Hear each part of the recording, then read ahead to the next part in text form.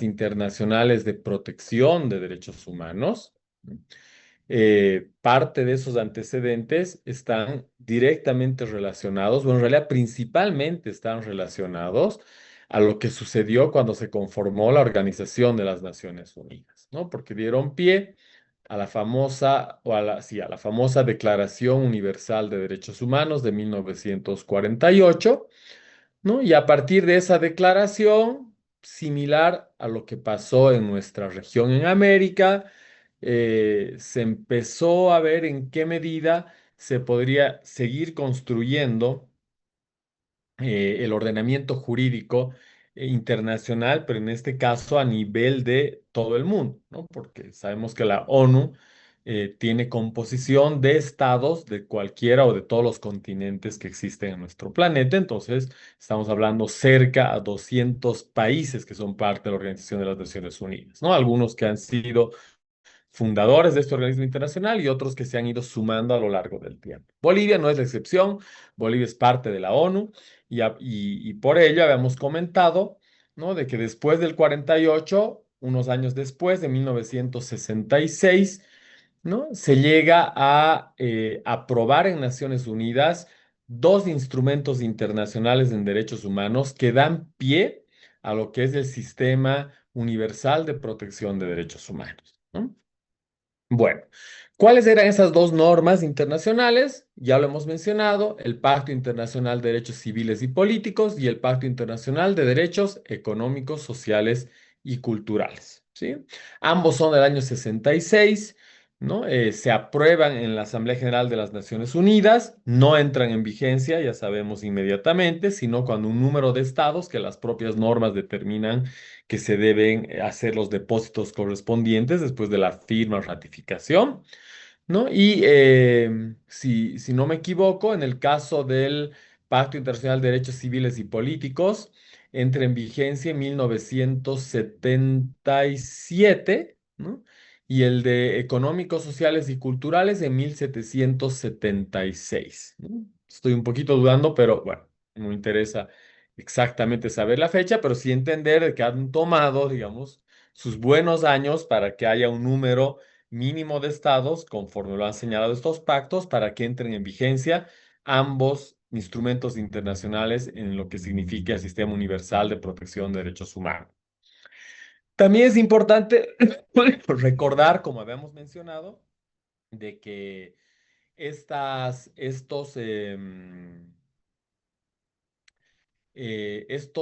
pactos, ¿no? Se los crea de manera paralela, ¿no? Diferenciando la naturaleza de unos y otros derechos.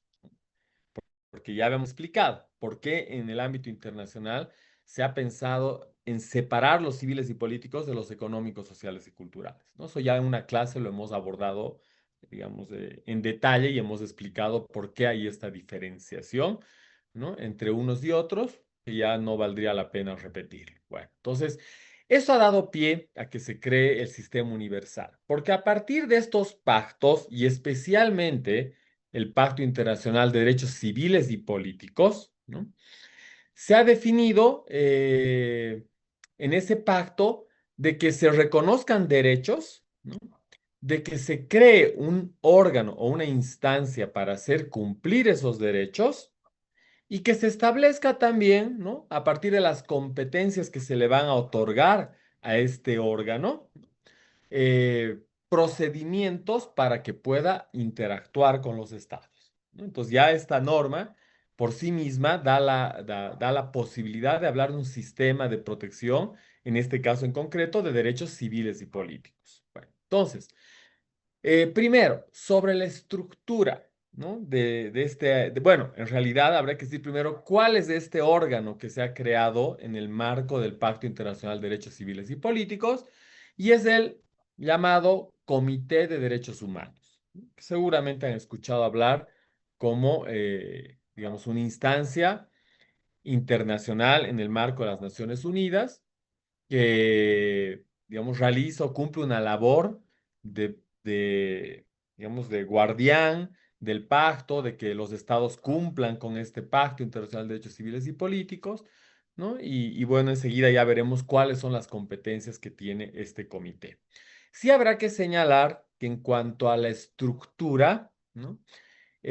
Varía, bueno, no varía, perdón, sino quiero decir que el número de miembros del comité es mayor a los, por ejemplo, miembros de una Comisión Interamericana, de una Corte Interamericana, ¿no? Si no me equivoco, estamos hablando de alrededor de 15 miembros de este comité, ¿no? Entonces hay como un elemento, digamos, diferenciador al sistema interamericano, es de que la composición es mayor a las instancias que existen en el sistema interamericano.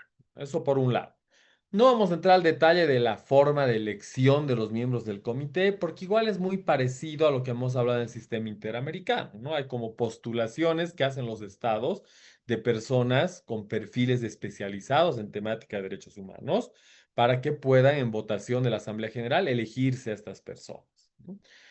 Tal vez sí señalar que hasta el día de hoy no ha habido ningún boliviano o boliviana que haya accedido a un cargo de esta naturaleza, ¿no? A cumplir una función como miembro del Comité de Derechos Humanos, ¿ya? Entonces, eso en cuanto a la estructura, ¿ya? Ahora lo más importante, las competencias de este comité, pero sí habrá que aclarar algo, ¿no? Que este comité, ¿no? Como está creado a partir de una norma convencional, que es el Pacto Internacional de Derechos Civiles y Políticos, ¿sí? Se ha como que entendido de que en Naciones Unidas del Sistema Universal de Protección de Derechos Humanos, ¿no? Aquellos procedimientos que estén a cargo o que estén en el marco más bien de una norma convencional como es un pacto, va a significar que esa es una forma en la que se va a trabajar el sistema universal llamada como mecanismo convencional. O sea, esta forma o esta manera de trabajar la temática de derechos humanos en el marco de una norma convencional va a significar en el sistema universal como un mecanismo convencional, porque está amparado o vinculado a una norma convencional.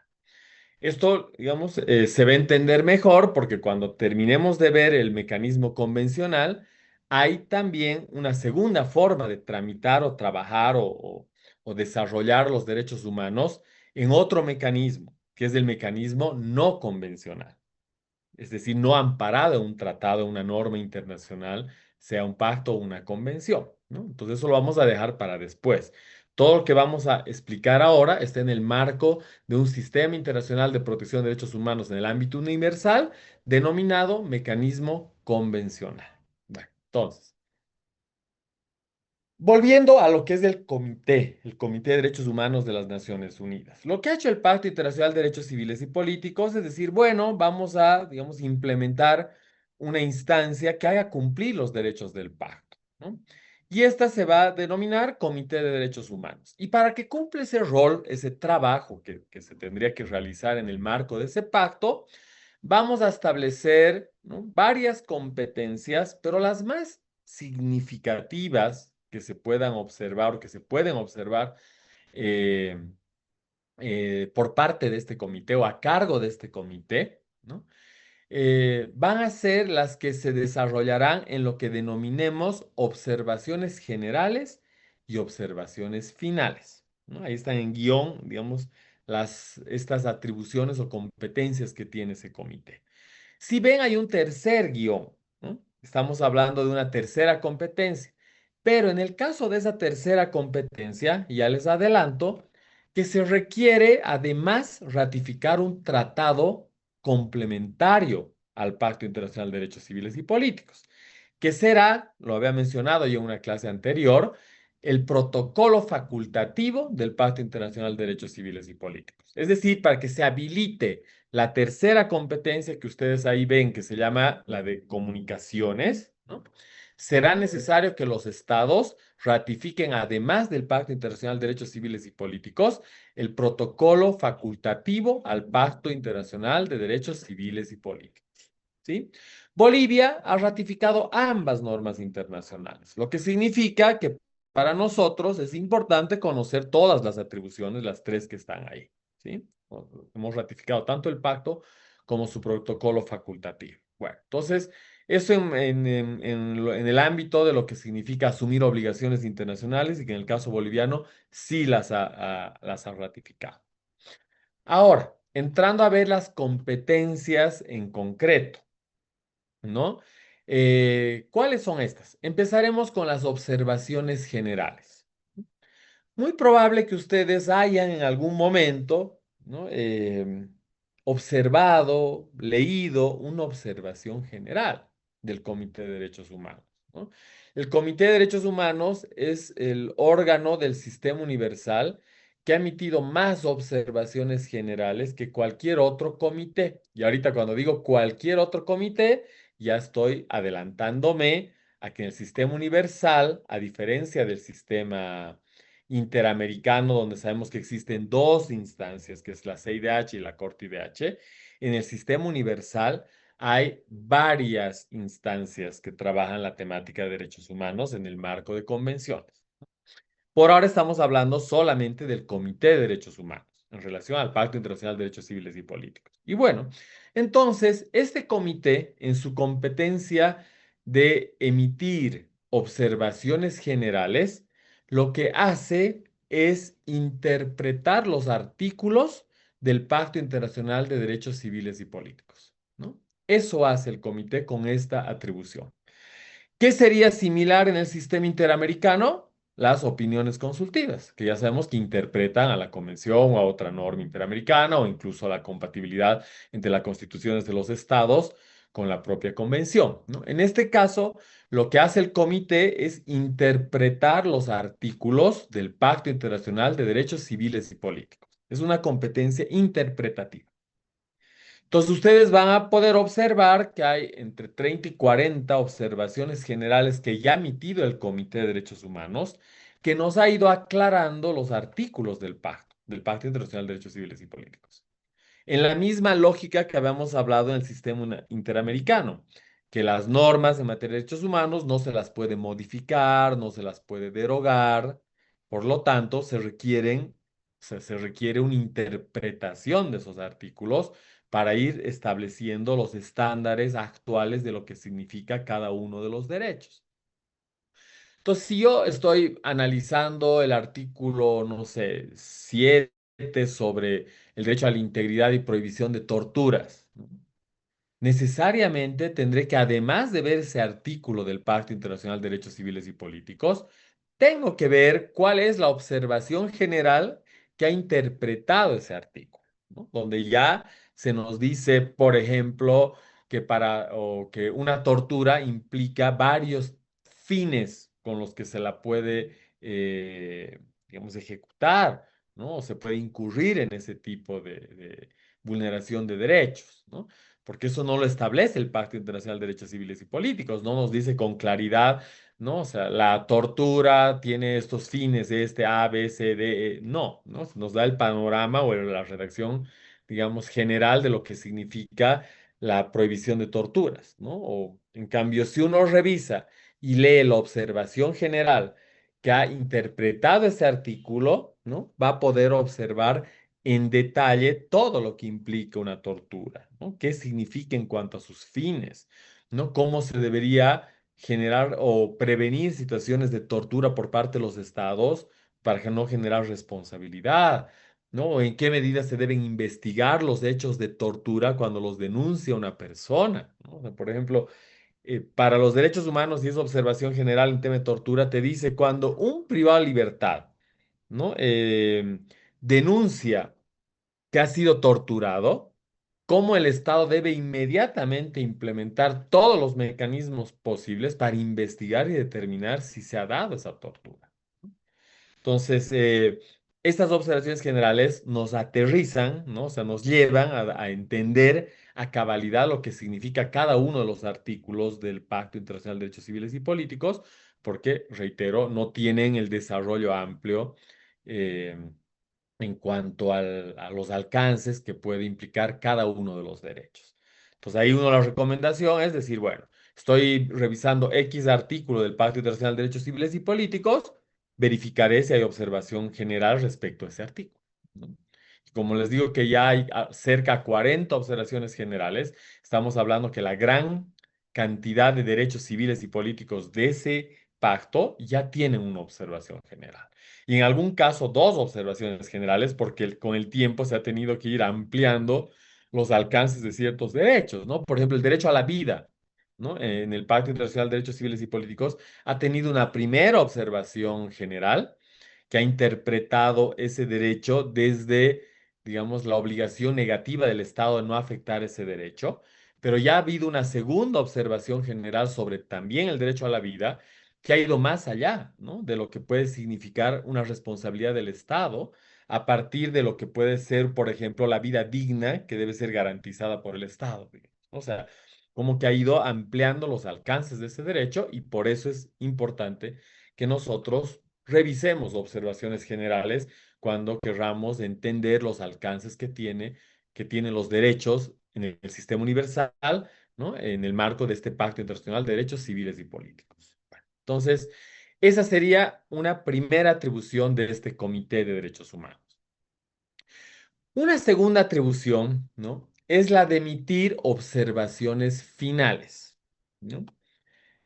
¿Qué son las observaciones finales? O en el marco de qué procedimiento estaría la emisión de estas observaciones finales, ¿no? El comité evalúa periódicamente a los estados que han ratificado el Pacto Internacional de Derechos Civiles y Políticos, ¿no? Entonces, este pacto ha determinado, ¿no? Que, por ejemplo, cada 5 años se tenga que recibir información de los estados sobre el avance que se tienen del cumplimiento de los derechos civiles y políticos del pacto. Entonces, se abre como periodos de sesiones, ¿no? Dentro del comité para hacer esta evaluación, ¿no? A partir de los informes que presentan los estados periódicamente. Entonces, actualmente, por ejemplo, ¿no? El Ministerio de Justicia tiene una área en la que están elaborando permanentemente estos informes en versiones borradores, recolectando información, además de las distintas instancias del Estado, para que le puedan informar en el periodo de sesiones que corresponda cuál es el avance que tenemos en relación a esos derechos. Entonces, elaboran su informe a partir de ciertos lineamientos que ya se tienen establecidos para que presente, ¿no? Y este comité evalúe, ¿no? Si es que esa información responde al cumplimiento de sus obligaciones en materia de protección, de defensa de los derechos establecidos en ese pacto. Sí habrá que decir, ¿no? De que estos informes, para que no sean solamente entendidos como una, un pronunciamiento del Estado, que finalmente podría ser muy sesgado, ¿no? Muy limitado en cuanto a mostrar lo que realmente está sucediendo en el país.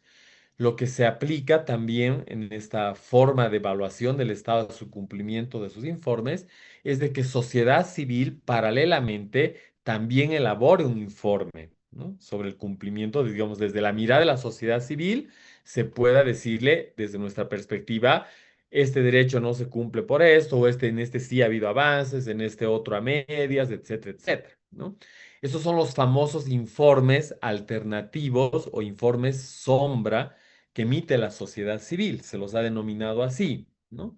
Que digamos, hilando un poco más fino, se llaman informes alternativos, ¿no?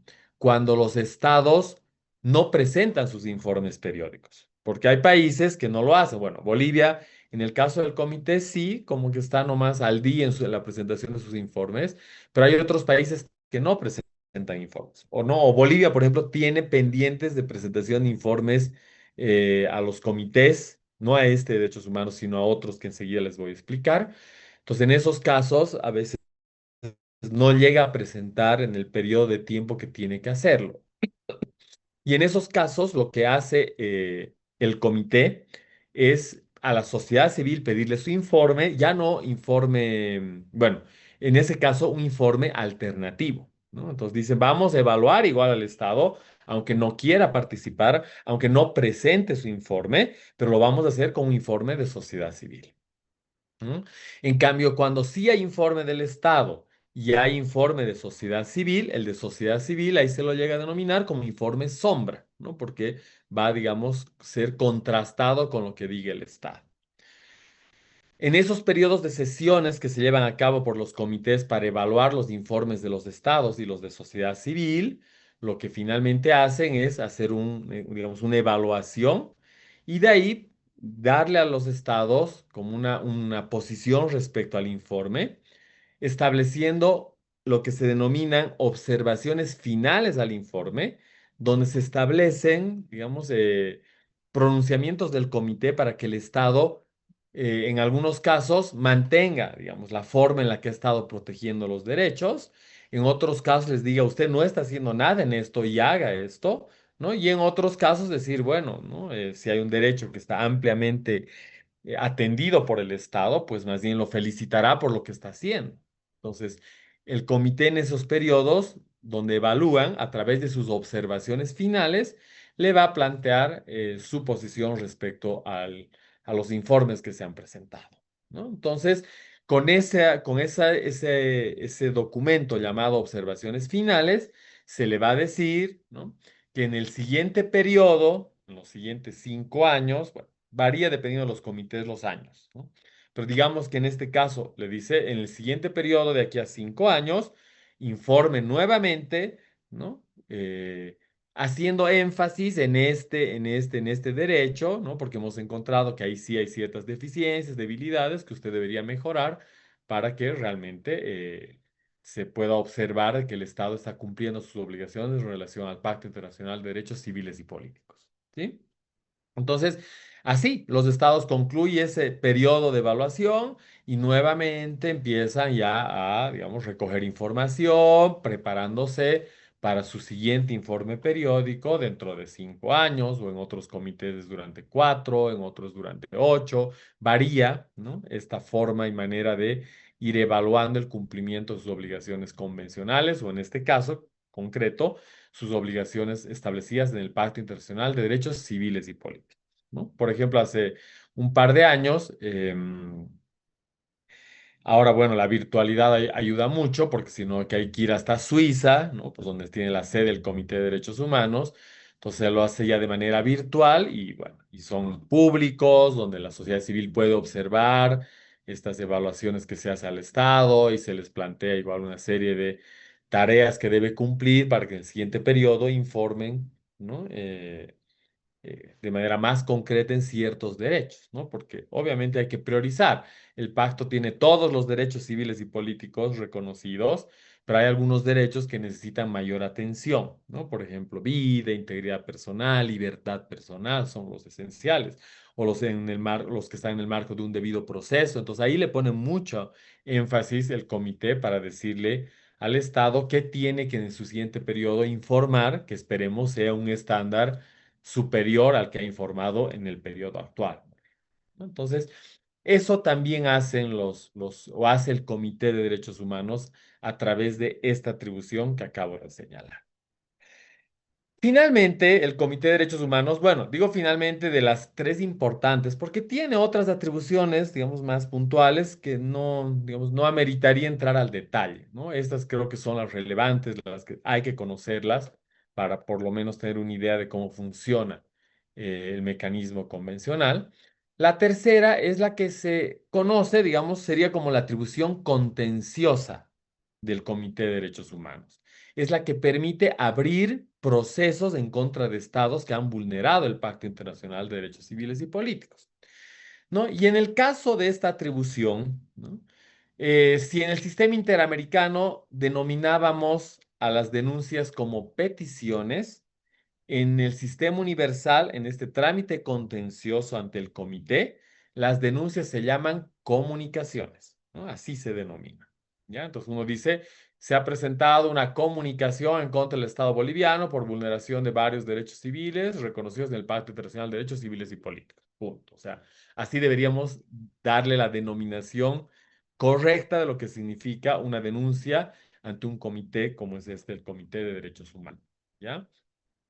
Y los pronunciamientos que se emiten, ¿no? Por parte de este comité No se llaman resoluciones, sentencias, informes de fondo, si es que estamos hablando en la Comisión Interamericana, ¿no? Sino que se llaman dictámenes, ¿no? Los dictámenes es la forma en la que se pronuncia el Comité de Derechos Humanos en un caso contencioso cuando toma una decisión final, ¿no? Dentro de un caso, ¿no? De denuncia en contra de un Estado. Bueno, entonces sería el inicio y el final. Pero en la tramitación misma, habrá que, digamos, entender que es muy parecido al sistema interamericano, ¿no? O sea, no hay mayores, digamos, no hay grandes diferencias en términos de lo que puede significar, primero, requisitos de admisibilidad, ¿no? Igual se aplicará un tema de no acudir a dos sistemas contenciosos, o sea, internacionales paralelamente, ¿no?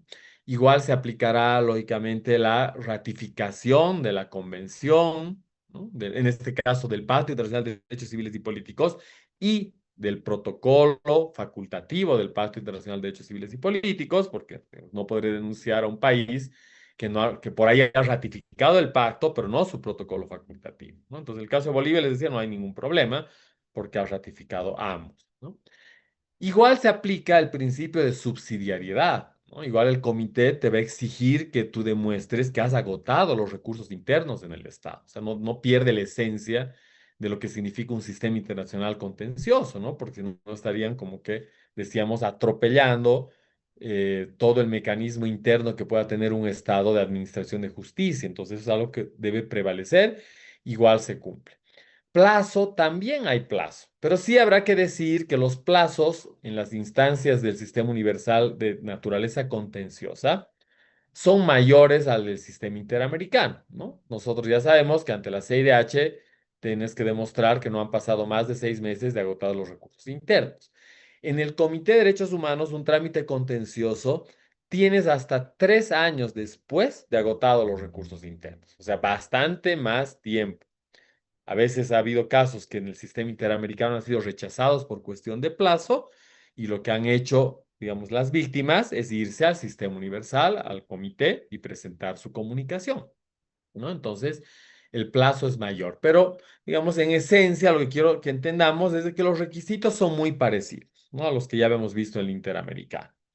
En todo caso, digamos, recomendación, les he adjuntado dos textos digitales para que profundicen la temática del sistema universal, pero también revisar el protocolo facultativo, ¿no? Porque ahí sí están establecidos con un poco en detalle el procedimiento y los requisitos que se tendrían que cumplir para poder presentar una comunicación a este comité para abrir un caso contencioso, ¿ya? Cuando se supera este primer momento de análisis igual de admisibilidad, sí se diferencia con el sistema interamericano en cuanto a que si le comunica al Estado, ¿no? O sea, perdón, le ponen en conocimiento la comunicación, es decir, la denuncia, se entiende que el caso ya está admitido, ¿no? Ahí no hay como en el sistema interamericano un informe de admisibilidad.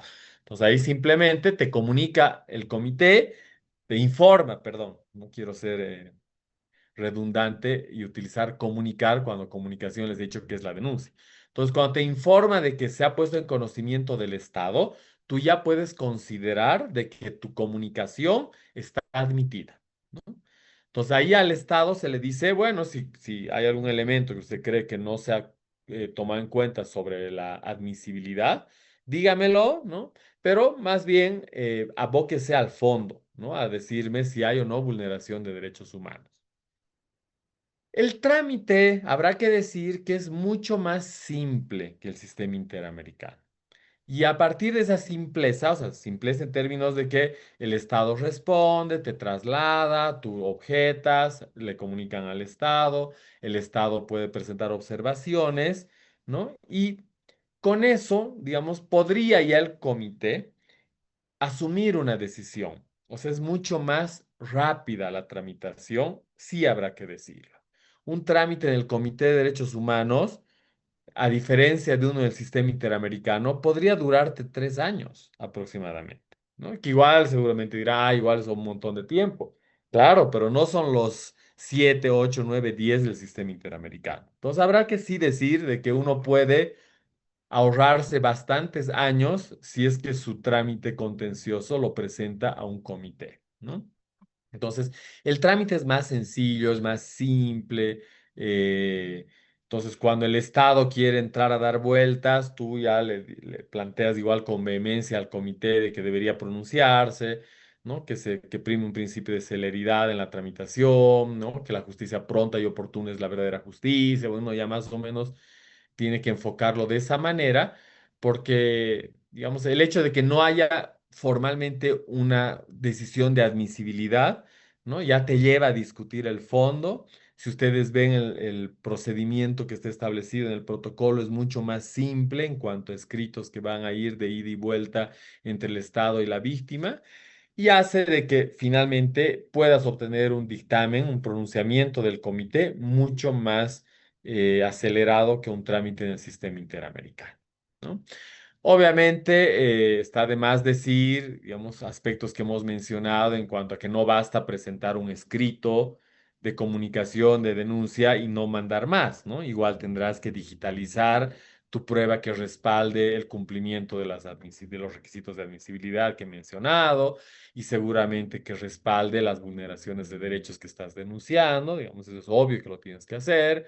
Entonces, si uno quiere, digamos, conocer dónde se envía, en este caso, sí hay que mandar un correo electrónico, ¿no? Entonces, uno entra a la página o coloca en el buscador el Comité de Derechos Humanos, les va a salir la información, digamos, de cómo trabaja el comité y si ingresa a ver el trámite contencioso, va a observar de que hay un correo electrónico específico donde se tiene que mandar la comunicación o denuncia y adjuntar digamos, en documentos PDF, a veces comprimidos, la prueba que respalde la denuncia que estás presentando, ¿no? Entonces, eso es algo lógico que se tiene que hacer.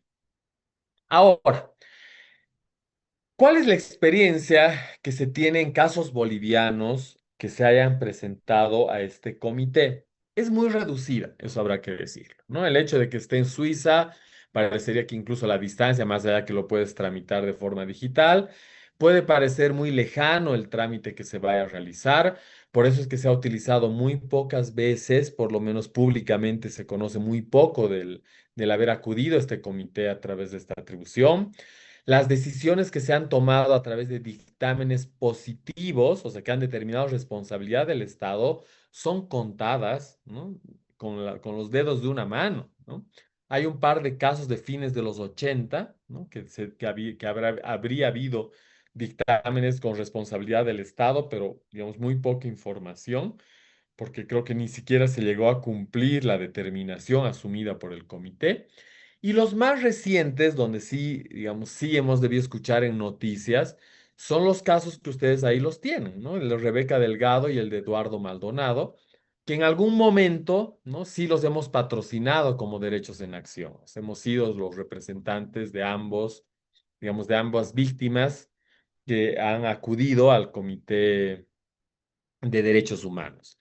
Si ustedes recuerdan, así muy rápidamente, tanto Rebeca Delgado como Eduardo Maldonado eran disidentes del movimiento al socialismo, que en su momento fueron invitados a ser diputados por el MAS, pero en la gestión que estaban realizando se pelearon, digamos, con sus pares de su partido y decidieron renunciar a sus diputaciones para postularse ambos, digamos, cada uno en su ciudad, como alcaldesa Rebeca en Cochabamba y como alcalde Eduardo en Potosí, ¿no?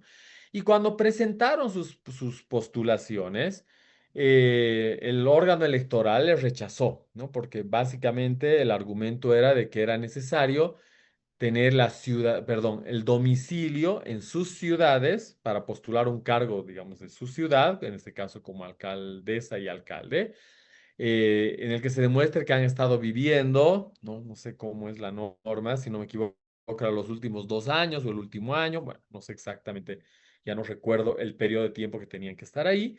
Y ellos argumentaron, ¿no? Que en su condición de diputada, ella de Cochabamba y él de Potosí, su domicilio nunca dejó de ser su ciudad, ¿no? Porque hay los diputados que llega el fin de semana, vuelven a sus ciudades, aunque durante la semana, y en realidad ni siquiera toda la semana, ¿no? A veces de lunes a jueves o de martes a jueves, están en La Paz y después vuelven a sus regiones.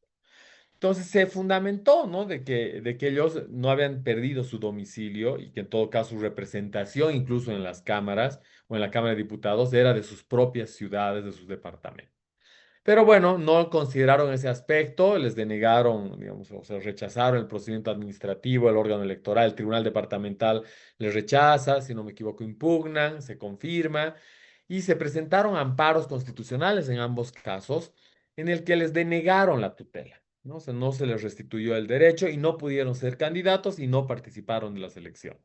Entonces ellos denunciaron, en su momento se valoró con el abogado, digamos, que patrocinó directamente el caso, pero en coordinación con nosotros, se exploró un poco la posibilidad de cómo podría ser este caso de derechos políticos principalmente, bueno, políticos, pero vinculados también a civiles en cuanto a debido proceso, porque se denegó justicia tanto en la jurisdicción administrativa del órgano electoral como la judicial constitucional cuando se presentaron los amparos.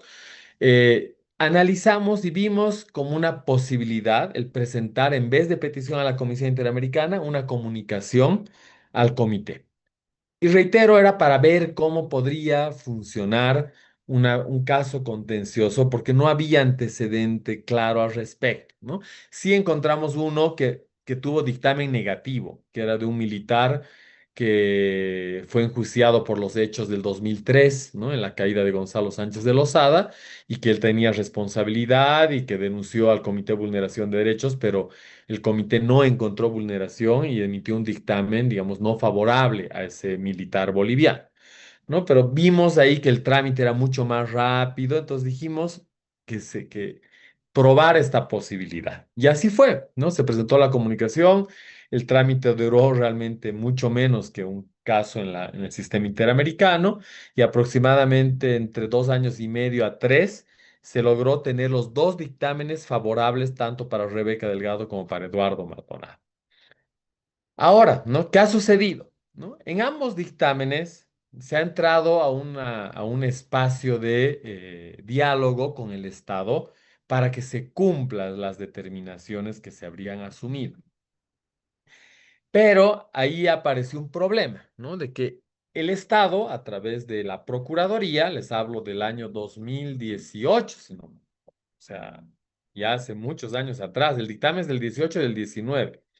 Bueno, pero más o menos 18 19, cuando se tuvo el acercamiento con el Estado, dijo, bueno, ya está, sí, se ha visto de que hay vulneraciones de derechos, pero nosotros como Estado, bueno, nunca más vamos a negarle a alguien la posibilidad de participar en elecciones por el tema de domicilio y ya, y con eso se estaría cumpliendo el dictamen, ¿no? Entonces se dijo, no, no, a ver, el dictamen ha determinado que se tiene que establecer una reparación integral, ¿no? Que además se tiene que modificar la normativa jurídica que ha, en este caso, permitido que se impida las postulaciones de estas personas, ¿no? Después ha determinado el dictamen que se publique el dictamen en medios de circulación nacional en el idioma principal del Estado, ¿no? Entre otros aspectos, pero sí habrá que decir, no en la medida de lo que es una sentencia de la Corte Interamericana, ¿no? O sea, no en el detalle, quiero decir. Ya habíamos hablado ayer de que una sentencia, y les decía, revisen una sentencia para poder ilustrar todo lo que hemos estado hablando. Si ustedes ven la parte de reparaciones, ¿no? Pues te dice de manera específica lo que tiene que hacer el Estado.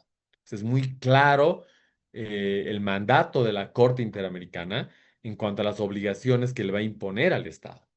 Mientras que un dictamen de un comité es mucho más general, ¿no? No entra al detalle.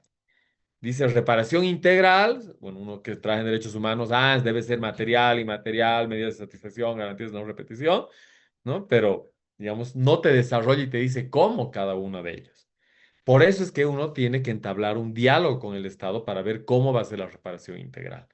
Pero lastimosamente en este caso, el Estado se mantuvo en una posición de no querer hacer nada para cumplir ese dictamen en términos de una reparación integral, como si fuera una reparación en el sistema interamericano. Entonces, menos aceptar una reparación indemnizatoria económica, no querían hablar de dinero, ¿no? De un monto, digamos, de una cantidad de dinero que pueda significar reparación. Como les digo, ni siquiera querían modificar la norma del régimen electoral, decían, bueno, no se va a aplicar y punto. no querían publicar el dictamen en medios de circulación nacional, o sea, cerrados a cumplir con el dictamen.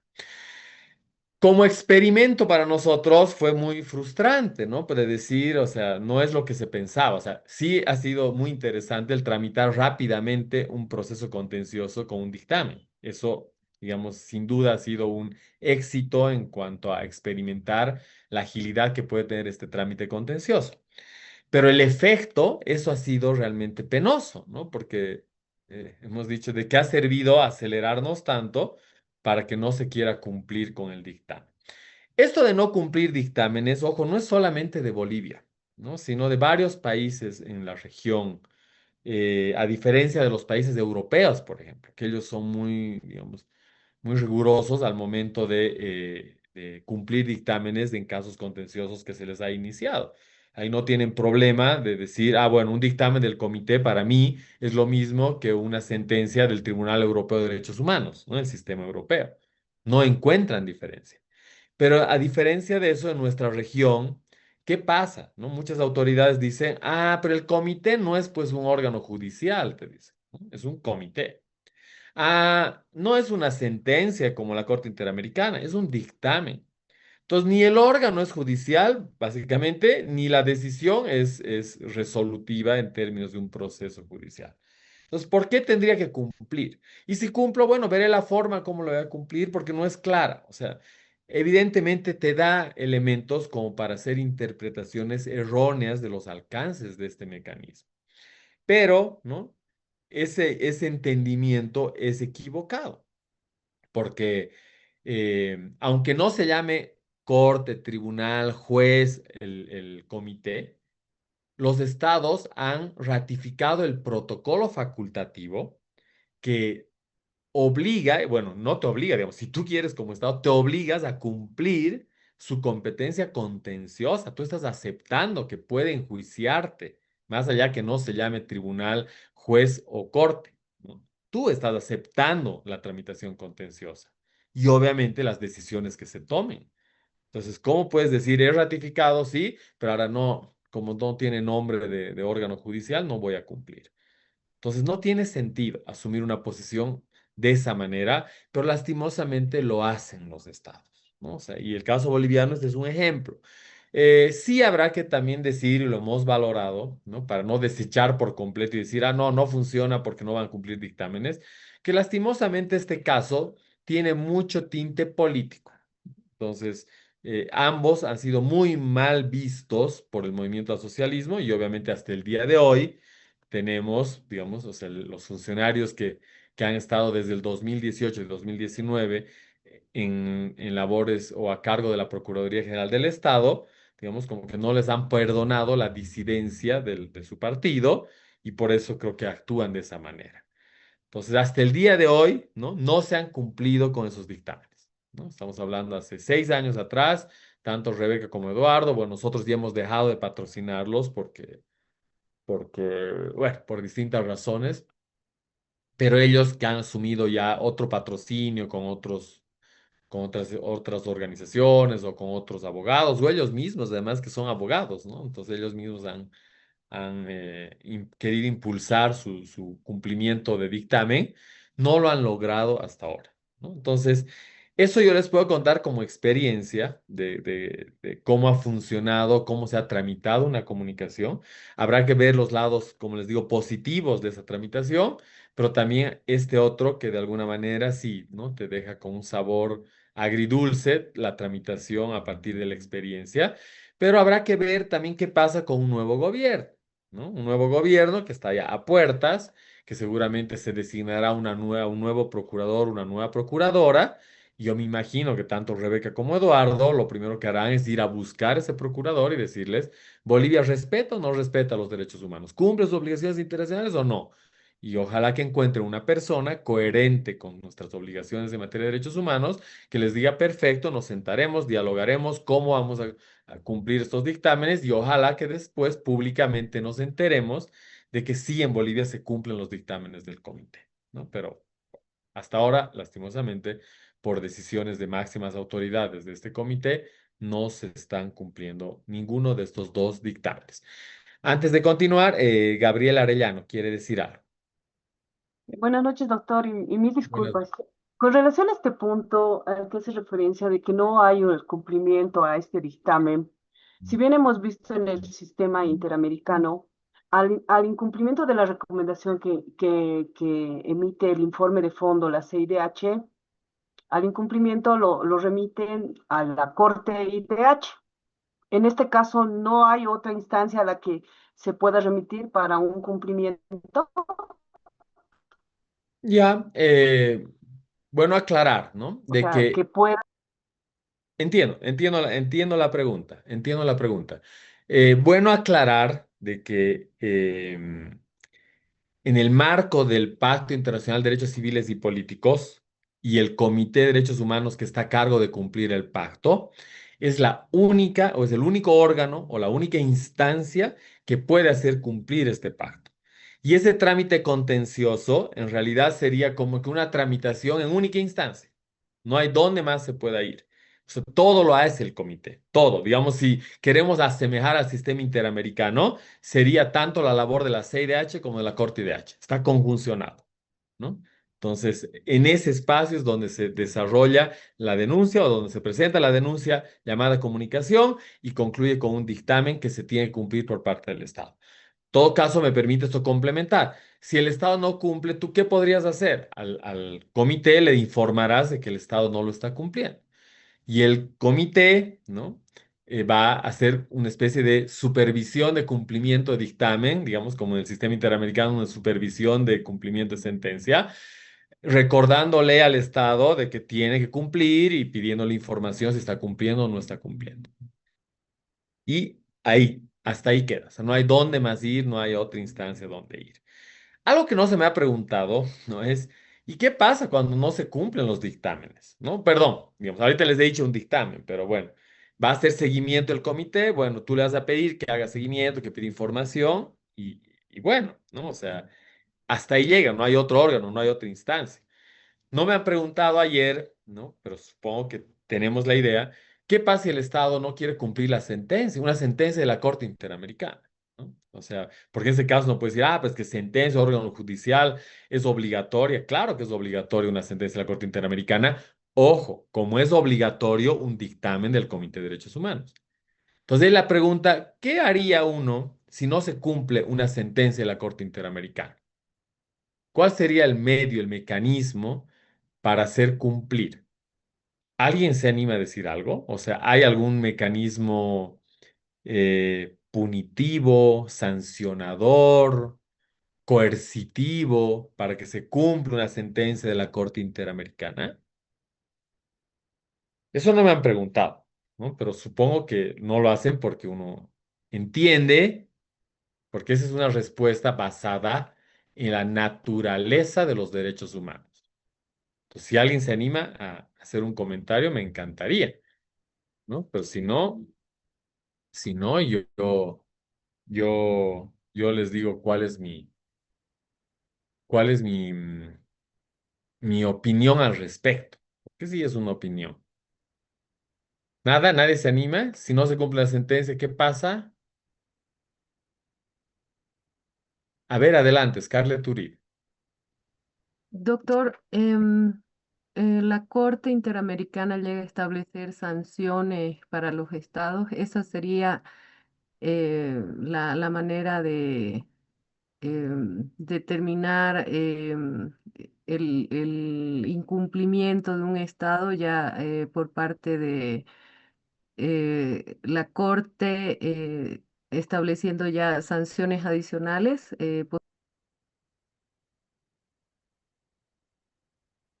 Perdón, perdón, el micrófono yo lo he apagado sin querer por bajar la mano. Mil disculpas. Escucho todo hasta que la corte impone sanciones y quería ahí complementar algo más.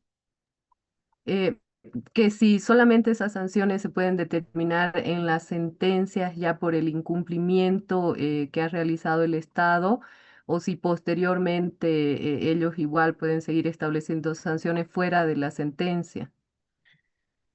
Es que mi pregunta era, ¿qué pasa si se, o sea, yo más bien les hacía la pregunta a ustedes, ¿no? O sea, ¿cuál es la sanción? O sea, cómo se podría hacer cumplir una sentencia de la Corte Interamericana, ¿no? Por eso les decía, puede imponer sanciones, puede, existe alguna forma de generar algún mecanismo punitivo o hay un mecanismo punitivo, coercitivo. Esa era más bien la pregunta que yo les hacía, ¿no? Es que ustedes me respondan, ¿qué opinan?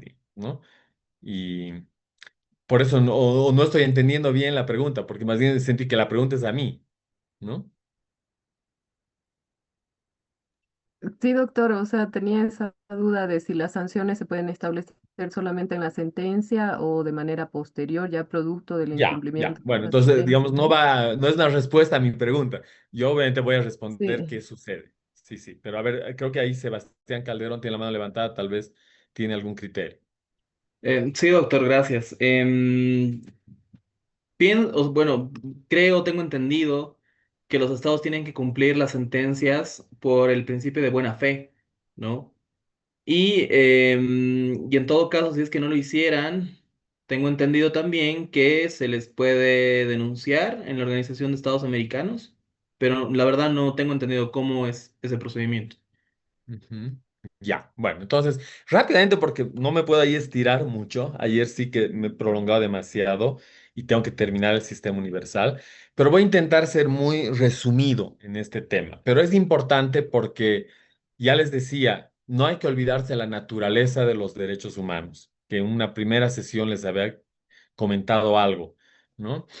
A ver, evidentemente cuando uno ratifica un tratado internacional, ¿no? Rige un principio de buena fe, sin duda, ¿no? O sea, más o menos como que no debería ser necesario ningún mecanismo coercitivo para que un Estado cumpla, o lo tienen que hacer. Además que cada Estado lo ha asumido de manera voluntaria. O sea, no ha habido un Estado que se le ha puesto la soga al cuello o un revólver en la cabeza para decir ratifique este tratado. Se supone que ha asumido una voluntad como Estado para asumir obligaciones y tener que cumplirlas, porque son normas obligatorias y vinculantes para los Estados, ¿no? Pero el tema se da a partir de que un Estado diga, no, no voy a cumplir, no quiero cumplir su sentencia. O sea, ¿cómo me obligas? Y ahí les decía, hay mecanismo coercitivo, hay alguna forma punitiva de hacer cumplir que pueda presionar a un Estado para que cumpla. Entonces ahí inmediatamente tiene que venirnos la naturaleza de los derechos humanos. Los derechos humanos se entendería que es la materia del derecho que no tiene mecanismos coercitivos para su cumplimiento, a diferencia de otras ramas del derecho, ¿no? Que siempre, por lo menos, tienes algo para intentar hacer cumplir. No sé, en materia penal, obvio, que vas a buscar a la persona y la vas a privar de libertad. En materia civil, anotarás bienes para después embargarlos y rematarlos. No sé, en materia familiar, si no cumples la asistencia familiar, hasta te pueden privar de libertad para que pagues la asistencia. En materia laboral, igual. O sea, en general, ese es un poco el sentido del derecho, ¿no? En materia constitucional es más difícil en relación a los derechos, pero ha intentado encontrar cada estado en su jurisdicción constitucional algún mecanismo. Entonces uno dice, puedes pedirle a la sala constitucional que establezca multas progresivas, ¿no? Para intentar hacer cumplir una decisión. Entonces intentas de las formas. O, ¿no? También es un delito el incumplimiento a resoluciones constitucionales. Entonces, para toda materia del derecho, hay siempre alguna forma y manera de intentar hacer cumplir una decisión que no se la quiere cumplir, ¿no? Una decisión judicial. En este caso, ¿no? Por la naturaleza de los derechos humanos. ¿Qué son los derechos humanos? Son obligaciones, bueno, en realidad, obviamente, facultades, atributos de las personas, pero ¿qué implicancia tiene? Que los estados, para que realmente los derechos humanos surtan sus efectos, solamente se va a dar cuando las autoridades quieren aceptar, digamos, que se protege y se garantice esos derechos. Cuando hay la voluntad de hacerlo. Cuando generas una cultura de respeto de los derechos humanos. Cuando asumes una posición de decir, sé que no hay mecanismo coercitivo, pero yo lo quiero hacer, porque quiero mostrar a mi población que tienen una forma de acudir a una instancia que puede proteger sus derechos. Y yo quiero como Estado y como gobierno de turno mostrarme también a la comunidad internacional que soy respetuoso de esos derechos, que no voy a actuar arbitrariamente y no necesito coercitividad para cumplir esas decisiones, ¿no? Entonces, todo lo que emana de estas instancias, ¿por qué la CIDH es importante? Ya hemos visto, no tiene ningún mecanismo coercitivo, o sea, ni siquiera sus actuaciones, sus decisiones son obligatorias, sino son recomendaciones. Pero los estados, digamos, asumen una posición de decir, estoy de acuerdo, voy a respetar ese derecho y me voy a someter a aquel mecanismo que me han planteado para restituir derechos, ¿no? ¿Por qué me puedo obligar a cumplir un informe de un GIEI, por ejemplo? ¿No? Si es un órgano que simplemente recomienda, porque se entiende que las autoridades están asumiendo un rol, ¿no? De querer proteger y entender cuán importantes son los derechos humanos. Algún momento, ¿no? En el sistema interamericano, cuando habían estados que no cumplían las sentencias o no cumplían en su totalidad las sentencias, se planteó alternativas como para ver que a un estado se lo pueda coaccionar de alguna manera para que se cumpla. Y se quisieron asemejar, digamos, o pensar en medidas que están más en el ámbito político del organismo internacional, en este caso de la OEA, cuando se dan situaciones donde los estados incumplen sus obligaciones políticas en el marco del organismo internacional. Entonces, por ejemplo, puede haber algún tipo de suspensión dentro del organismo internacional de ese estado, o puede haber algún tipo de aislamiento económico, ¿no? Que se pueda generar como medida para presionar para que ese estado actúe de una forma distinta, ¿no? Entonces, esas formas y maneras que se aplican no en materia de derechos humanos, sino dentro del organismo de estados americanos para otras situaciones donde los estados incumplen sus obligaciones, han debido escuchar hablar, ¿no? Por ejemplo, Cuba, su gobierno está suspendido. ¿No? Dentro de la Organización de Estados Americanos, por ejemplo, ¿no? O no reconoce a Venezuela el gobierno actual, sino reconoce a otra instancia o a otra persona como representante de Venezuela ante la Organización de Estados Americanos porque no lo reconoce a Nicolás Maduro, por ejemplo, ¿no? Entonces, ese tipo de medidas son, digamos, formas en las que intentas que un Estado recapacite para adecuarte, ¿no? A los lineamientos y principios de una instancia política como es la Organización de Estados Americanos. Entonces, en algún momento se dijo, ¿por qué no ver esas opciones, esas alternativas? Pero en conclusión, o sea, ¿qué se entendió? Que si tú haces eso, si actúas de esa manera, perdiendo la visión y el entendimiento de lo que son los derechos humanos, tu intento de volver coercitiva una decisión aplicando este tipo de medidas, ¿no? Pueden implicar o pueden ir en desmedro de los derechos de las personas que viven en ese estado. Porque ¿qué puede hacer un Estado? ¿No? Más o menos lo que hizo Venezuela. Al final denuncias la Convención Americana y te apartas de las obligaciones. ¿Y hay quién es el principal perjudicado? ¿No? ¿El presidente y su entorno? No, son las personas que habitan en ese país, en ese territorio. Entonces, querer actuar con esa vehemencia en casos de derechos humanos, queriendo sancionar con multas, queriendo suspender a los gobiernos de turno, queriendo aislarlos económicamente de cualquier cooperación que pueda existir, no se ha entendido de que más bien pones en riesgo al resto de la población que puede vivir en ese estado, ¿no? Y eso no es coherente.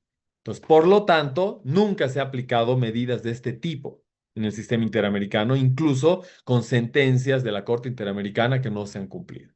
En consecuencia, los derechos humanos se tienen que seguir trabajando mediante la persuasión, la gestión, ¿no? El asumir esa conciencia en las autoridades para que respeten los derechos.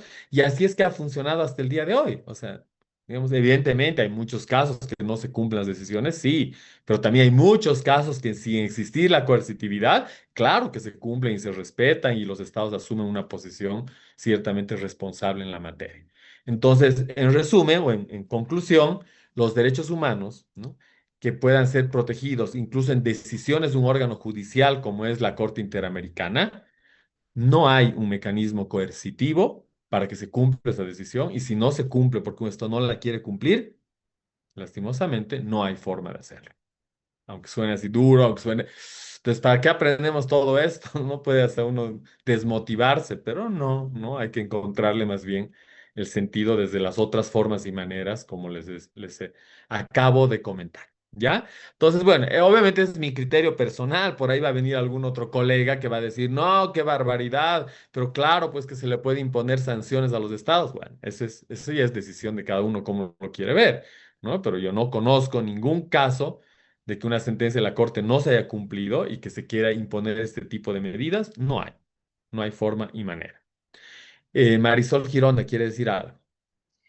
Doctor, buenas noches. Doc, entonces, el defensor del pueblo, ¿cuál es su objetivo acá en Bolivia directamente, si en caso no han hecho el cumplimiento de estas de estos dictámenes, Doc. ¿De qué hace la Defensoría del Pueblo? Creo que es velar por Uy, derechos humanos, ¿no? Pero entonces, ¿qué hacemos con estos dictámenes que evidentemente no, ni aún la Defensoría del Pueblo podría coadyuvar, siendo que es parte del Estado, ¿no? Pienso. a ver, un poco más, eh, bueno, estamos entendiendo que la Defensoría del Pueblo podría coadyuvar, ¿no? A que se cumpla un dictamen, por ejemplo, que se cumpla una sentencia. Bueno, habrá que ver si tienen esa apertura, digamos, una Defensoría del Pueblo para acompañar el cumplimiento de una decisión de un órgano internacional. Estoy entendiendo que eso podría ser, ¿no? Pero algún rato les he dicho, ¿no? La Defensoría del Pueblo es lo más parecido a la Comisión Interamericana de Derechos Humanos, pero en el ámbito interno del Estado, ¿no? Entonces, es lo más parecido. Se has creado una figura, digamos, en el ombudsman sueco se concibió la idea de que para darle cierta fuerza a una instancia que pertenezca al Estado, pero no defienda los intereses del Estado, crearemos lo que se va a hacer el ombudsman sueco, que sería la Defensoría del Pueblo en los países, ¿no? Para que de igual a igual pueda, digamos, discutir con el Estado y pueda plantear ciertas posiciones en defensa de derechos humanos a favor de las personas para intentar lograr la protección, restitución de derechos, sabiendo que es una instancia que también va a recomendar al Estado. O sea, no es una instancia que tiene un mecanismo coercitivo. O sea, la Defensoría del Pueblo cumple ese mismo rol. O sea, su naturaleza es de derechos humanos. Entonces, no va a poder hacer nada más que ayudarte, intentar colaborarte, ¿no? No sé si por ahí va la pregunta, pero bueno, habrá que entender la Defensoría del Pueblo, que es eso en realidad, es como un órgano de derechos humanos internacional, ¿no? Pero que se lo ha implementado a nivel interno y que te puede ayudar a que se respeten y protejan tus derechos, pero siempre igual recomendando, recordando deberes legales que tienen las instancias y gestionando la restitución de derechos. Y tal vez sí es un ejemplo también que la Defensoría del Pueblo no necesita mecanismo coercitivo para que en gran medida sus acciones puedan ayudarte a que se restituyan tus derechos, ¿no? O sea, porque lo hace, ¿no? Digamos, en mi época, que yo he trabajado casi 10 años en la Defensoría del Pueblo, de todas las recomendaciones defensoriales, el 80% eran cumplidas sin que exista ningún mecanismo coercitivo, porque no es la naturaleza de la Defensoría del Pueblo y de los derechos humanos. Sí había un 20%, obviamente había que hacer gestiones, igual se creó una unidad de seguimiento de resoluciones defensoriales incumplidas, ¿no? O sea, no va a faltar, digamos, el incumplimiento o el cumplimiento de todas, pero el gran porcentaje sí se las cumplía sin que exista un medio o mecanismo que genere obligación de cumplir, porque esa no es la naturaleza de la Defensoría del Pueblo. Bueno, tengo que avanzar, pero Javier Quispe quiere comentar algo. Perdone la molestia, doctor. Consultarle si hay un plazo para el cumplimiento de la o ejecución de las sentencias de la Corte IDH, doctor. ¿Hay un plazo determinado para que se pueda cumplir o reparar? La Corte en las sentencias pone plazos de cumplimiento, o sea, no hay un solo plazo. Generalmente entre 6 meses y un año puede decir una sentencia que se debe cumplir, ¿no? O sea, la pregunta, la respuesta es eso. Pero ya les he explicado qué pasa si no se cumple, ¿no? Entonces ahí ya no voy a reiterar lo que acabo de mencionar. No, gracias, Bueno, doctor. vamos a continuar. Les decía de que, bueno, eso es lo que hace el Comité de Derechos Humanos, ¿no? En esta atribución, en este mecanismo convencional. Pero sí también les había mencionado de que en el sistema universal y en el mecanismo convencional no es el único, o sea, no es la única instancia que existe para poder, digamos, desarrollar funciones en el marco de estas atribuciones que hemos señalado. ¿Qué quiero decir? De que cada norma convencional que se ha creado en el sistema universal ha creado su propio comité, ¿no? Para que desarrollen las mismas competencias que acabamos de señalar. No sé si me entienden. Es decir, ejemplo, ¿han escuchado hablar de la CEDAW? Es el Comité en contra de la Discriminación de la Mujer. Seguramente los que trabajan ese tema han escuchado hablar. Entonces, la CEDAW, que son las siglas en inglés, que es el Comité en contra de la Discriminación de la Mujer, se lo ha creado en el marco de la Convención Internacional sobre perdón, la Convención Internacional en contra de la Discriminación de la Mujer, ¿no?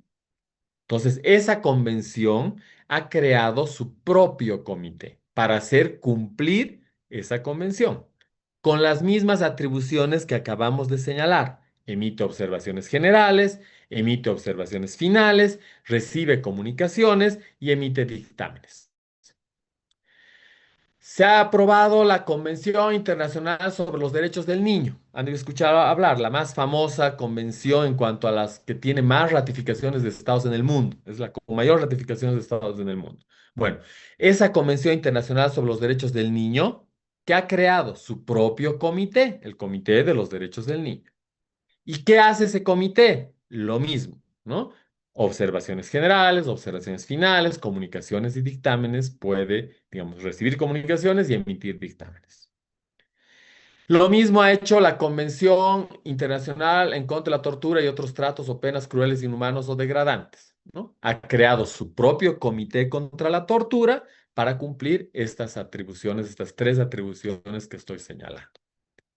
Entonces, esa es la forma como funciona el mecanismo convencional en el sistema universal, a través de varios comités que en el marco de sus normas convencionales realizan las funciones que acabamos de señalar. Obviamente, enmarcadas en sus propias convenciones, ¿no? O sea, no es que el Comité sobre los Derechos del Niño emite observaciones generales en relación al perdón, a la Convención en contra de la Discriminación de la Mujer. No, o sea, espero dejarme entender lo que les estoy planteando, ¿no? Entonces, esa es la forma y la manera, ¿no? No vale la pena entrar al detalle de, digamos, de cómo cada uno de estos comités en el marco de sus convenciones realiza estas atribuciones, porque ya está de más decirlo cuando les señalo de que cumplen con cada una de estas formas, ¿no? O sea, de estas maneras de actuación. Sí hay variación en temas de la estructura, ¿no? Ve que les decía que varía los números de miembros de los comités, ¿no? Cada convención específica ha determinado cuántos son los miembros.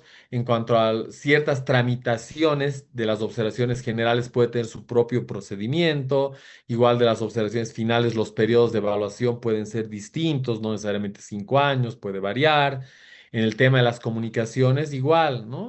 Puede variar de alguna forma el tratamiento mismo de la denuncia que se ha presentado, pero esas ya son, digamos, particularidades que tiene cada uno de los comités y que están dentro de la convención que ha creado el comité para tramitar o para realizar estas atribuciones que estamos señalando. Entonces, esa es la forma en la que funciona el mecanismo convencional. Y ustedes van a encontrar que en este caso, pues ya les decía, son varios comités los que cumplen esta labor que acabamos de señalar. Sí es bueno decir que Bolivia, de estos comités que he señalado, de estas convenciones y sus comités, ¿no? Ha ratificado todas, ¿no? Todas las convenciones que tienen estos mecanismos que acabo de señalar y ha reconocido las competencias contenciosas también que tienen. En estos casos, esas convenciones no tienen protocolos facultativos, ¿no? Pero sí tienen que al momento de ratificar su convención, sea la del niño, la de discriminación de la mujer, discriminación racial, perdón, tortura y otros tratos o penas crueles, inhumanos o degradantes, tienen que manifestar, digamos, formalmente en su ratificación que reconocen la competencia contenciosa. Porque si no la reconocen, solamente podrían esos comités realizar observaciones generales y observaciones finales. ¿Ya? Bueno, y sí, finalmente decir, digamos, no me lo mencionan, el Pacto Internacional de Derechos Económicos, Sociales y Culturales tiene su propio protocolo facultativo, ¿no? Que es de reciente creación, bueno, reciente no tanto, ya hace 10 años, y que ha abierto la posibilidad de que también se puedan denunciar casos contenciosos en materia de derechos económicos, sociales y culturales. O sea, en el sistema universal sí hay posibilidad de someter a juicio un Estado por vulnerar esos derechos, que sabemos que en el sistema interamericano no se puede. Pero en este caso sí. Y Bolivia es de los pocos países que ha reconocido, ha ratificado el protocolo facultativo, lo que permitiría el día de mañana que si hay un caso de vulneración del derecho al trabajo, por ejemplo, que no ha sido resuelto correctamente en Bolivia, podrías presentar una denuncia o comunicación al Comité de Derechos Económicos, Sociales y Culturales para que se abra un proceso o un caso contencioso. ¿Ya? Adelante, hay una mano levantada antes de pasar al mecanismo no convencional. Doctor, disculpe, Dígame. ¿en qué página o dónde podemos encontrar esos protocolos que han sido ratificados, el documento oficial que ha sido ratificado por el país? Porque entiendo que hay artículos que se pueden modificar un poco y en cada país puede diferenciar, o sea, puede haber alguna situación diferente al protocolo, ¿no es cierto? Oficial. Bueno, o sea, en realidad hay una sola versión de cada norma convencional y si hubiera algún protocolo facultativo, lo mismo, ¿no? Em, bueno, ahorita yo a manera de ejemplo, digamos, podría decirles, a ver, lo siguiente. Dejo de compartir. em, Voy a abrir mi buscador, pero quisiera que vean lo que voy a buscar. A ver, no sé cómo. Espérenme, tendría que. A ver, este es mi buscador. Entonces, aquí vamos a poner. eh, Ahorita les voy a compartir.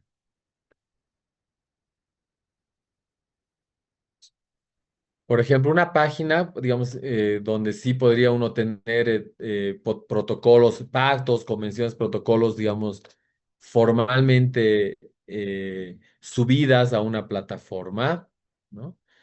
Es la página, por ejemplo, del Alto Comisionado de los Derechos Humanos de las Naciones Unidas, por ejemplo. Entonces, yo la verdad nunca he tenido mucho problema, pero ahorita voy a intentar mostrarles. ah,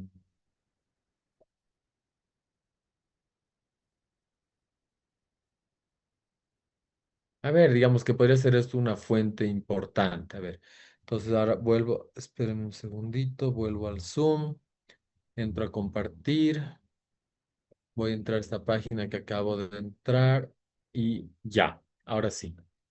Entonces yo lo que he entrado al Google, a un buscador y le he puesto, em, están viendo la pantalla, ¿no? En Naciones Unidas.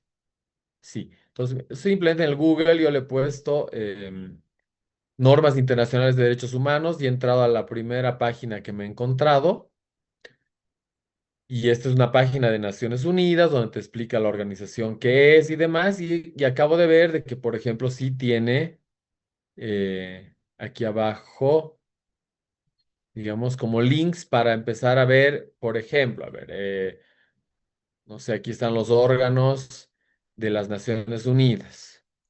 Pero digamos aquí, por ejemplo, está la Carta de la ONU, que bueno, en realidad esa es de la ONU. Está la Declaración Universal de Derechos Humanos, que sería la norma, digamos, formalmente subida a una página oficial. Aquí está la Convención sobre los Derechos del Niño, que hace un rato mencionaba. Pero probablemente si retrocedo, voy a ver alguna otra página que me sale aquí del Alto Comisionado de las Naciones Unidas. Aquí está, la OH, aquí está, las normas internacionales.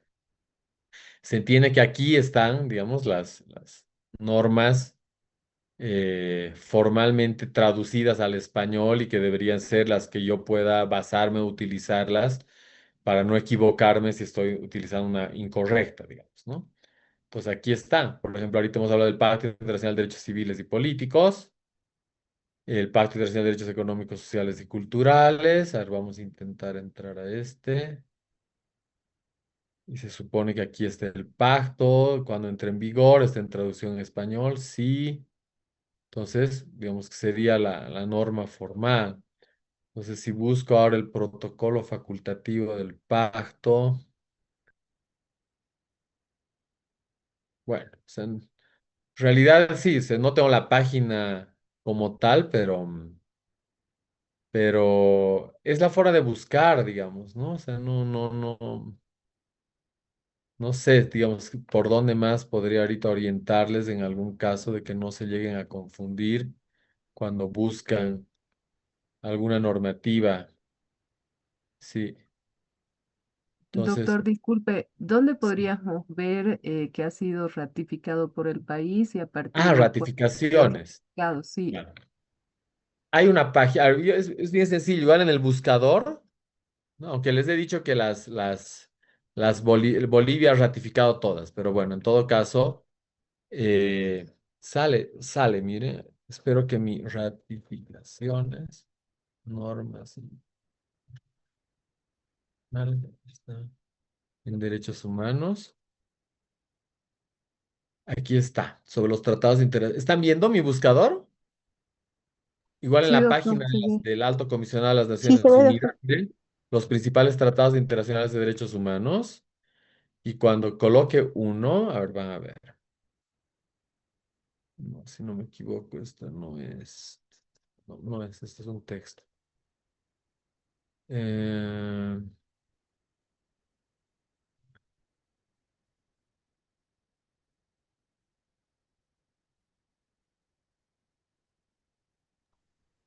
Nos mencionó algo de que acá en la Gaceta tenían esas nuevas 9 en la normas Gaceta, en la aprobadas, algo Gaceta están así. las sentencias, les he dicho, las 9 sentencias Ah, de la Corte Interamericana, ¿no? Pero a ver, por ejemplo, ¿no? Digamos el Pacto Internacional de Derechos Civiles y Políticos.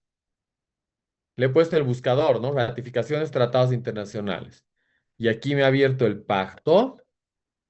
Y ustedes van a ver aquí, miren, se está viendo, ¿no? PDF, ver el estado de ratificación por país. Entonces voy a abrir este Pacto Internacional de Derechos Civiles y Políticos. Y aquí ya me sale los estados que habrían ratificado. Entonces yo puedo buscar Bolivia. Aquí está Estado Plurinacional de Bolivia. Y me va a salir, ¿no? Por ejemplo, aquí se salen ya de varios, ¿no? Por ejemplo, el... ¿Dónde está? Aquí está. El Pacto Internacional de Derechos Civiles y Políticos. Bolivia lo ha ratificado en 1982, ¿no? Su primer protocolo, ahorita acabo de verlo aquí. El... ¿Dónde está el segundo protocolo? El protocolo facultativo del Pacto Internacional de Derechos Civiles y Políticos, Bolivia también lo ha ratificado el año 82. Entonces, esto ya nos muestra de que Bolivia ha aceptado tanto la competencia de las observaciones finales y generales que acabamos de mencionar, como también al haber ratificado el protocolo facultativo, la competencia contenciosa del Comité de Derechos Humanos para recibir comunicaciones y emitir dictámenes. Y aquí ven de otras normas también están aquí. ¿Mm? No sé, aquí la Convención para la Eliminación de Formas de Discriminación Racial. Bolivia la ha ratificado en 1970. No sé, o la Convención Internacional en contra de la Discriminación de la Mujer. Bolivia la ha ratificado en 1990. ¿Sí? Mire, la ha firmado el 80, ¿no? Y su ratificación es del 90, 10 años después. O sea, aquí están los datos. Entonces, un buscador yo creo que es suficiente de que ustedes, como ven aquí, lo único que le he puesto en el Google ha sido, voy a subir otra vez, lo único que le he puesto es ratificaciones, normas internacionales en derechos humanos. Entonces, que esa es nomás la forma de un buscador y entrar a páginas sí oficiales, ¿no? Ahorita he entrado, han visto, no una página cualquiera, ¿no? Sino he entrado a la página de la Organización de las Naciones Unidas, del Alto Comisionado de las Naciones Unidas para los Derechos Humanos. Pues mientras entren a páginas oficiales, no creo que tengan problema en encontrar la norma oficial, ¿no? Que les interese encontrar o buscar. Gracias, doctor. De nada. Eh, bueno, Lidia Beramendi quiere decir algo. Sí, doctor, buenas noches. Me queda la duda en lo siguiente. Si bien Bolivia ha ratificado varios de de las convenciones, en realidad igual tendríamos que presentar informes, ¿no es cierto? Eh, ¿Es una sola instancia interna del Estado que presenta los informes periódicos o cuál sería la ruta para la presentación. Ahí está mi duda, ¿no? Ya, a ver, o sea, la ratificación de un tratado obliga al Estado a cumplir con sus informes periódicos a estos órganos, ¿no? Dependiendo de cada órgano internacional. Y para eso, dependiendo la periodicidad en la que tienen que presentar sus informes, quien en Bolivia elabora esos informes es el Ministerio de Justicia, pero, ¿no? Como una cartera del Estado que después en realidad recoge la información de todas las instancias públicas del país para elaborar un informe que después el Estado lo va a presentar a ese comité, comités que generalmente están en Ginebra, Suiza, y a través de su embajador, seguramente en Suiza, en Ginebra, harán llegar al comité correspondiente el informe del Estado. O sea, el informe del Estado lo presenta, digamos, la máxima autoridad, el presidente de cada Estado. Pero en Bolivia se ha optado que quien elabora, construye, recoge información es el Ministerio de Justicia. A eso me referí, ¿no? Pero la información es a nombre del Estado por el presidente de cada uno de los países. Bueno, espero haber aclarado. Vamos al otro mecanismo, al no convencional, que esto ya es más simple. Sí, habrá que, digamos, hacer algún comentario porque es llamativo cómo funciona el mecanismo no convencional. A ver, tengo una diapositiva para apoyarme en relación a esta otra forma en la que el sistema universal trabaja. ¿Ya? Bueno, entonces ahora sí, voy a bajar la mano, creo que ya era, ¿no? Espero que la estoy bajando la mano. Ya, listo. Bueno, ¿qué les estaba diciendo sobre el otro mecanismo? A ver, ¿dónde está? Aquí está. A ver, el otro mecanismo, o sea, dentro del sistema universal hay el otro mecanismo que ya les decía que es el no convencional. ¿Qué significa eso? Que no está amparado en ninguna norma obligatoria y vinculante. O sea, no hay una convención que respalde este mecanismo, como hace un momento hemos hablado de que hay varias convenciones o pactos que sostienen el mecanismo convencional. Entonces, en este caso, la única forma y manera en que funcione este mecanismo no convencional, porque tiene que haber algún respaldo normativo, evidentemente, ¿no?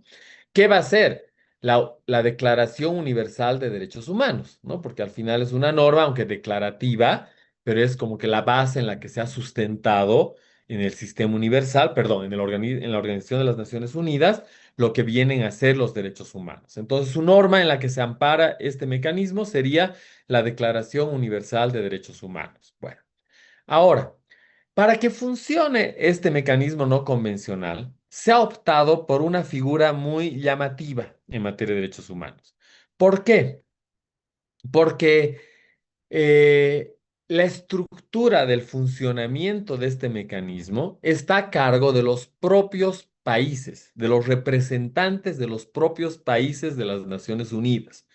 O sea, sería algo así como un mecanismo no convencional en materia de derechos humanos a cargo de los mismos estados que pertenecen a las Naciones Unidas, ¿no? Y esto se ha configurado en lo que se conoce como el Consejo de Derechos Humanos. Hace años, hace unos 20 años, tenía otra denominación, se llamaba Comisión de Derechos Humanos, pero mejor es olvidarnos porque podemos confundirnos con el sistema interamericano. Entonces, mejor hablar del Consejo de Derechos Humanos. El Consejo de Derechos Humanos es digamos, una estructura compuesta por 47 representantes de los países de las Naciones Unidas que cumplen un rol periódicamente cada 3 años y medio, ¿no? Para actuar en el marco de este denominado Consejo de Derechos Humanos. Y básicamente, digamos, es evaluar periódicamente, en realidad, examinar periódicamente a los estados cómo están trabajando en materia de derechos humanos que están reconocidos en la Declaración Universal de Derechos Humanos.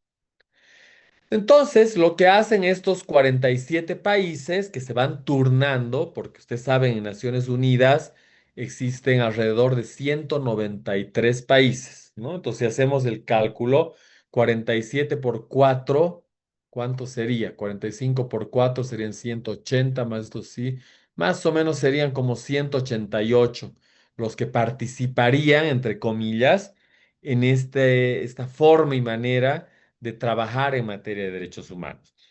Y que periódicamente se van turnando, ¿no? Son como que cumplen el rol de estar dentro de la estructura del Consejo de Derechos Humanos. Entonces, ¿quiénes serían los que representan? ¿No? Como el Consejo de Derechos Humanos también está en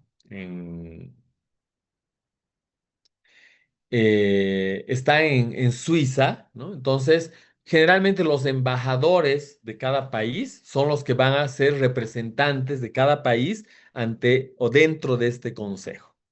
Ellos son los que, digamos, discuten las temáticas de derechos humanos, ¿no? Y los que van evaluando a los estados sobre su cumplimiento, les decía, de la Declaración, de los derechos reconocidos en la Declaración Universal de Derechos Humanos.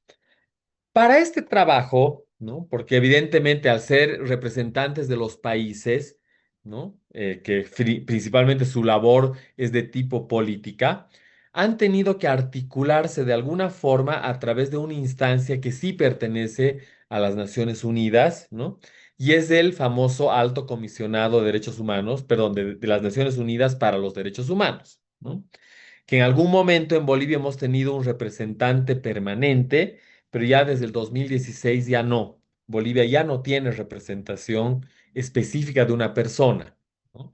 Y actualmente nuestra dependencia, o digamos, el alto comisionado en Sudamérica, del cual nuestro país tiene vinculación, es el que está en Chile, ¿no? O sea, en Chile hay una oficina del alto comisionado de las Naciones Unidas que trabaja para Bolivia.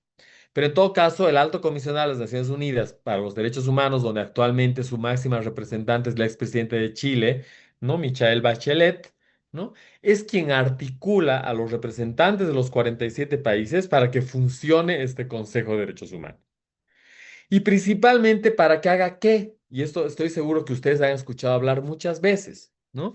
El famoso EPU. ¿Han escuchado hablar del EPU? El EPU es el examen periódico universal que se somete cada país, ¿no? Durante periodos, ya no sé si de 4 o 5 años, parecido a lo que habíamos hablado hace un momento del Comité de Derechos Humanos, ¿no? Porque igual es una evaluación periódica, ¿sí? En este caso se llama examen periódico universal. Entonces, el Estado boliviano periódicamente, cada 5 años, presenta un informe sobre los derechos humanos en Bolivia en el marco de la Declaración Universal de Derechos Humanos. Igual ahí se aplica los famosos informes alternativos o sombra, ¿no? Sociedad Civil igual elabora un informe para que se examine al Estado allá en Ginebra, Suiza, sobre el cumplimiento de los derechos humanos de la Declaración Universal de Derechos Humanos. Y la modalidad ahí sí varía, ¿no? Porque hace rato les decía que en los exámenes o en las evaluaciones que hace el Comité de Derechos Humanos, por ejemplo, para emitir observaciones finales, ¿sí? Lo hace el mismo comité, ¿no? En este caso, ese examen periódico universal llega, ¿no? al Consejo de Derechos Humanos. El Consejo de Derechos Humanos revisa esos informes, que son informes muy puntuales, tienen hasta número de páginas definidos, ¿no? Son 20 páginas que tiene que ser el informe del Estado. Son muy concretos. El informe alternativo sombra igual es muy concreto. Y con esos informes se contrasta y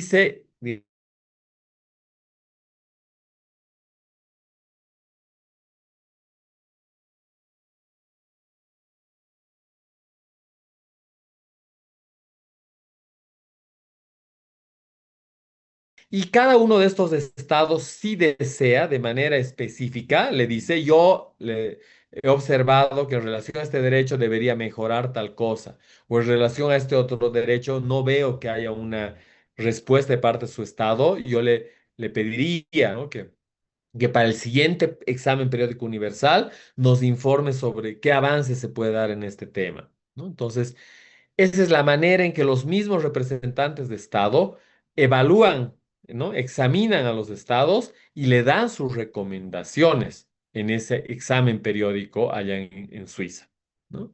Y se supone que después de eso, porque al no ser un mecanismo convencional, son recomendaciones que los estados pueden aceptar o no aceptar. puede decir, no, no estoy de acuerdo con su recomendación y no la voy a tomar en cuenta. Ahí no se puede hacer nada, ¿no? Pero si aceptan, dicen, sí, en estas voy a implementar medidas, acciones para mejorar el cumplimiento de este derecho, ¿no? Y me comprometo a que de aquí al siguiente periodo, de los siguientes 4 o 5 años, ¿no? Voy a informar, esperemos, con avances en relación a este derecho. Entonces, tiene sus variaciones a lo que habíamos hablado hace un momento de las evaluaciones a los comités, porque en ese caso, digamos que el comité le dice, usted debe hacer esto para la siguiente evaluación, ¿no?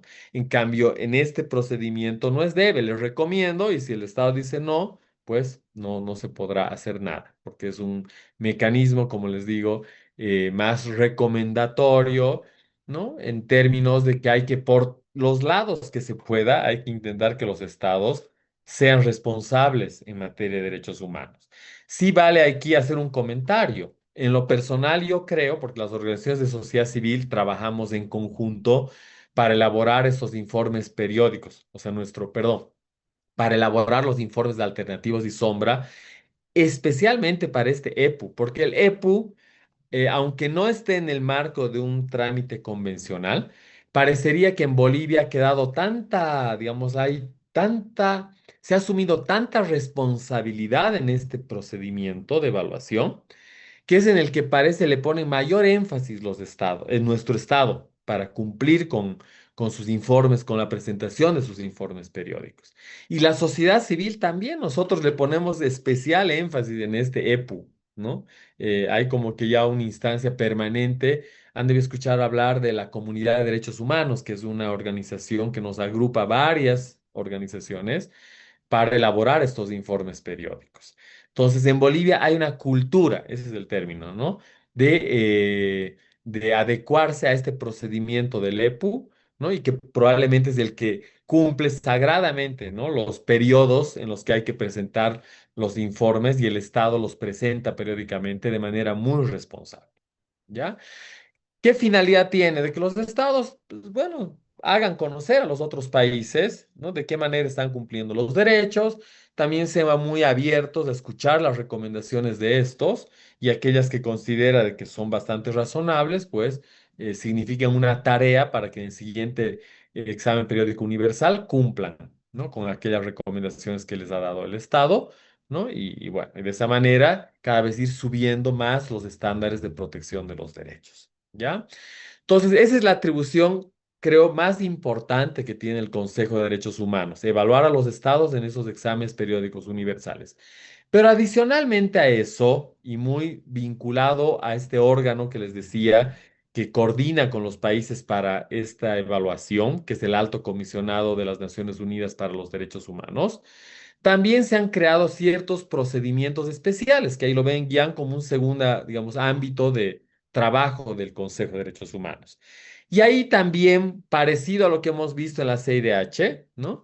Se utilizan las figuras, que en realidad ellos son los que han creado esta denominación, de las relatorías, ¿no? De los grupos de trabajo, del nombramiento de expertos independientes, ¿no? Que en distintas relatorías de muchos temas, parecido a lo de la CIDH, ¿no? Privados de libertad, tortura, personas indígenas, niñez, mujeres, igual hay una gran cantidad de relatorías en el marco de este trabajo que se hace en el mecanismo no convencional, como también se implementan grupos de trabajo para investigar situaciones o hacer estudios en temas concretos relacionados a derechos humanos, como también el nombramiento de expertos independientes, ¿no? Que igual van recogiendo información de los países en distintos temas, ¿no? Hace 2 años atrás causó mucho revuelo el informe de un experto independiente en independencia judicial, ¿no? Que vino a Bolivia varias veces y sacó un informe muy duro, ¿no? Sobre este tema en concreto, en el que, bueno, se evidenció de que en Bolivia, lo que estábamos diciendo ya desde antes, hay que trabajar profundamente un cambio estructural en las instancias tanto judiciales como en los operadores de justicia, especialmente en el ámbito penal, para reformar, ¿no? El manejo de la justicia en Bolivia y que pueda recuperarse elementos que son esenciales de un juez natural, ¿no? como debería ser independiente, imparcial, ¿no?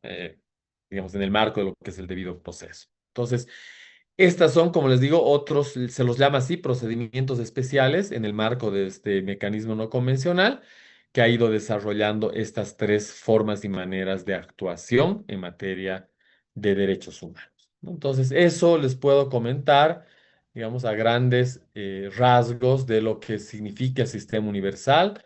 Les he compartido alguna bibliografía que puedan ustedes, a quien le quiera, tenga interés, pues revisar aquellos documentos que les permita ahondar más estos conocimientos que hemos desarrollado en nuestra sesión de hoy.